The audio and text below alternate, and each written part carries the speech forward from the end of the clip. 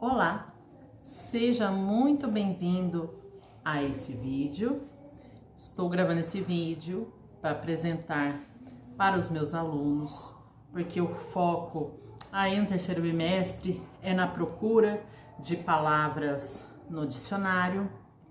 Mas se você é professor e chegou nesse vídeo, na descrição dele você vai encontrar o link que vai diretamente para o meu blog, onde você pode encontrar sugestões de atividades para trabalhar com os seus alunos, tá bom? Então, a aula de hoje é sobre o dicionário. O que nós vamos ver nessa aula? Algumas curiosidades, como que surgiu o dicionário no Brasil, como procurar as palavras, qual é o caminho para procurar as palavras no dicionário. Eu gostaria que você observasse essa imagem que está aparecendo para você. Tem um rapaz aí que ele está fazendo o quê? O que esse rapaz está fazendo nessa imagem, né? O que você consegue visualizar nessa imagem? Qual é a fisionomia desse rapaz na imagem? Ele está numa posição como se estivesse pesquisando algo nesse livro. Esse livro ele tem poucas páginas, ele tem muitas páginas. Qual é o tipo de livro que esse rapaz está lendo? Hoje, como nós temos acesso a muitas informações pela internet, diferentemente de muitas pessoas, eu sou uma delas, que na época que estudava, ia até a biblioteca, pegava livros muito grandes, livros com muitas páginas. Nós já estamos mais familiarizados com esse tipo de imagem. Só que hoje, graças ao advento da internet, nós não precisamos mais carregar livros pesados de um lado para o outro, a não ser que a gente queira, né? E como essa aula é sobre dicionário, o livro que ele está lendo é um dicionário. E aí eu coloquei uma pergunta: será que ele está consultando o pai dos burros? E aí, você que é criança, você que é adolescente, você já escutou essa expressão, pai dos burros? Aí aparece na tela para vocês Aurélio Buarque de Holanda. Ele foi vamos ver se eu consigo falar essa palavra, lexicógrafo, é isso aí. Ele foi lexicógrafo, filólogo, professor, tradutor, ensaísta e crítico literário brasileiro. Ele foi autor do Dicionário Aurélio da Língua Portuguesa e membro, e aí entre parênteses e aspas, né, imortal, da Academia Brasileira de Letras.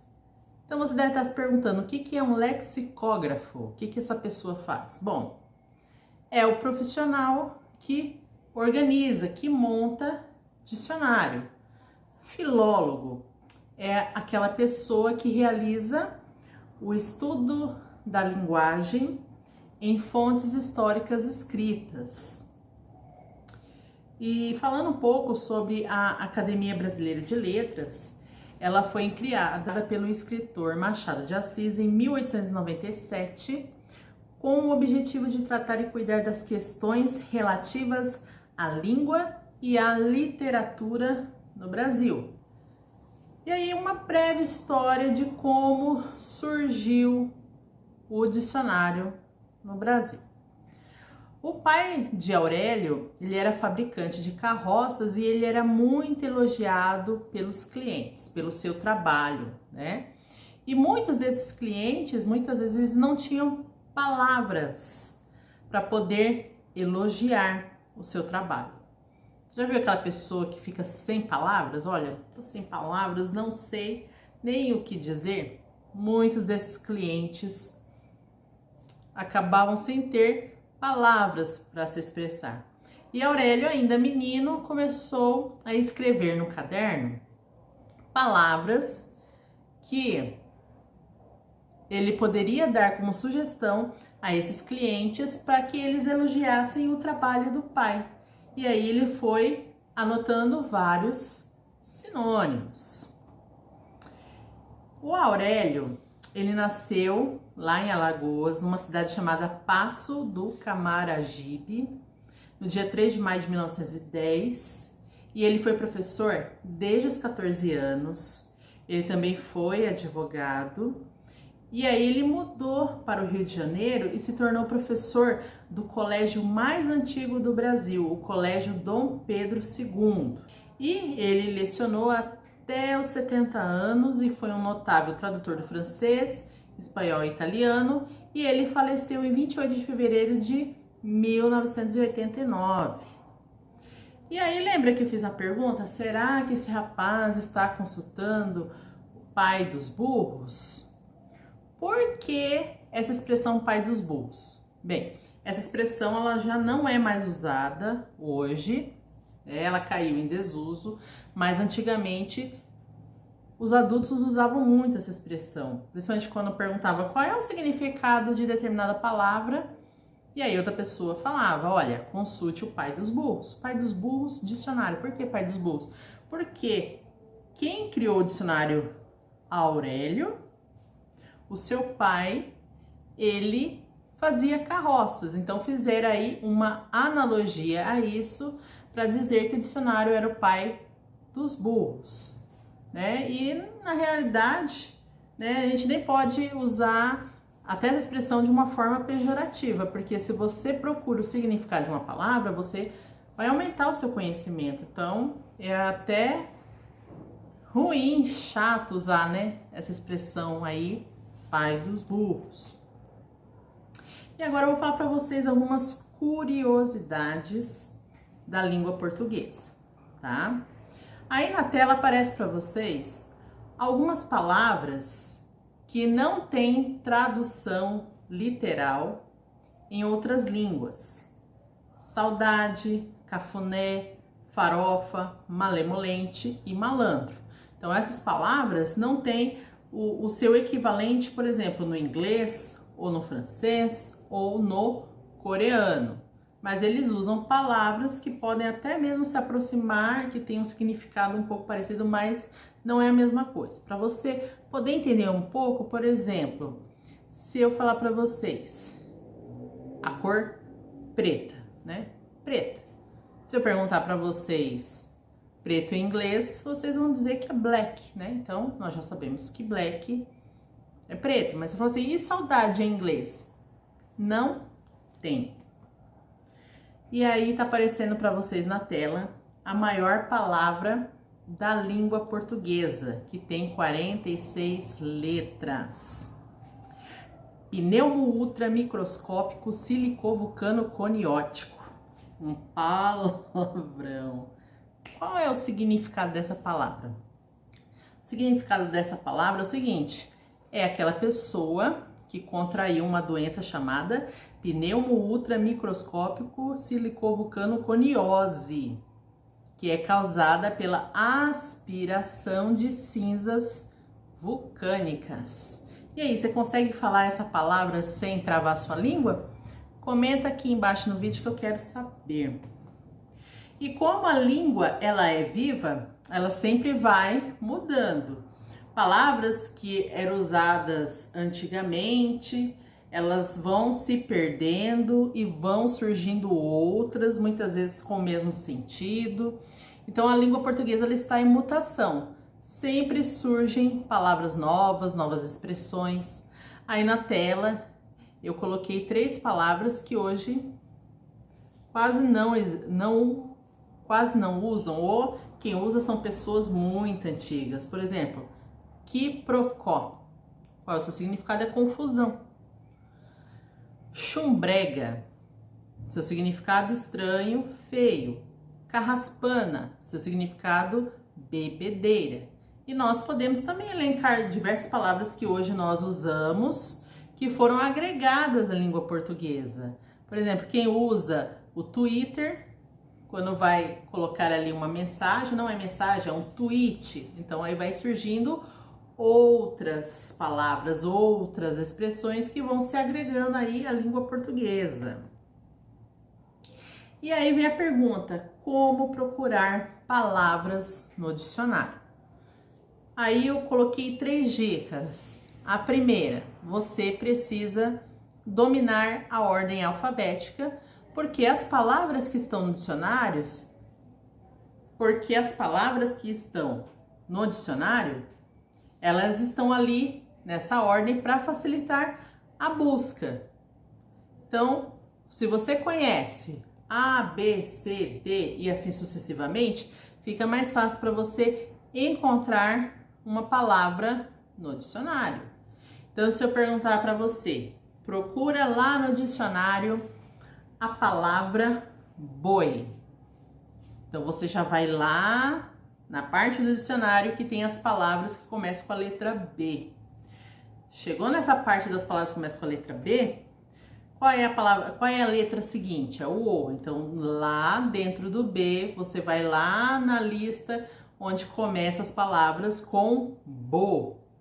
E até encontrar boi, e ali você vai encontrar o seu significado. Ou seja, você precisa dominar a ordem alfabética. Outra coisa também que você precisa conhecer é o significado das abreviaturas. Quando você procura uma palavra no dicionário que eu falo, no dicionário online, nem todos os dicionários que estão online, eles têm essas abreviaturas. Mas no dicionário físico, que você manipula ali com a mão, muitas palavras, elas vêm acompanhadas de algumas abreviaturas, que no próprio dicionário tem ali a lista das abreviaturas para você saber o que ela significa. Daqui a pouco nós vamos ver uma página e vocês vão visualizar. E também o que você precisa saber na hora de procurar as palavras no dicionário? Como essa informação está estruturada. Porque às vezes você vai ler uma frase, por exemplo essa: ela andou por uma faixa a pé até chegar em casa, e ali eu destaquei faixa. E faixa, ela tem vários significados. Então, quando você procura no dicionário, você vai procurar o significado que mais se aproxima ali no contexto que está na frase. Então, aí no slide eu coloquei aí a página bem ampliada de um dicionário. Então, observe lá onde está escrito faixa. Nesse dicionário, as palavras elas são apresentadas já com a sua separação de sílabas, que até facilita, no caso, se você quer saber qual é a classificação da sílaba tônica dessa palavra e como separá-la. Então, ali, faixa. Então, ali já começa com uma abreviatura, SF. O que quer dizer esse SF? Substantivo feminino. Então, se vocês observarem as outras palavras que aparecem aí, algumas têm SF, tem umas aí ó, que tem SF, tem umas aí que tem, ó, por exemplo, lá em falacioso tem lá PL, PL é plural. Então, no dicionário já se encontra o significado dessas abreviaturas para facilitar no momento que você está procurando. Então, vamos lá para a faixa. Então, faixa. Faixa, ela tem 3 significados. A primeira, tira de tecido ou couro, banda. O segundo significado, porção de terra estreita e longa. E o terceiro, cada uma das músicas gravadas em um disco. Então, de acordo com aquela frase que eu mostrei para vocês, qual desses significados é o que mais se encaixa? É a do número 2, porção de terra estreita e longa. Existem vários tipos de dicionários. Os gerais da língua, então, por exemplo, o dicionário, que é o mais conhecido, que é o Aurélio. Mas na internet, a versão online não tem o Aurélio online, mas nós temos outros dicionários online, nos quais você digita a palavra e ali aparecem os diversos significados.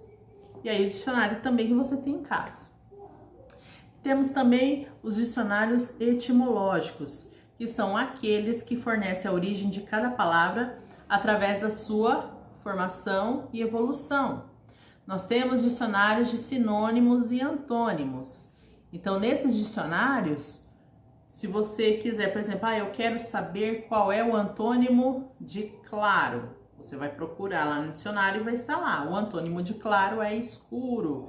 E outros sinônimos para você usar para claro.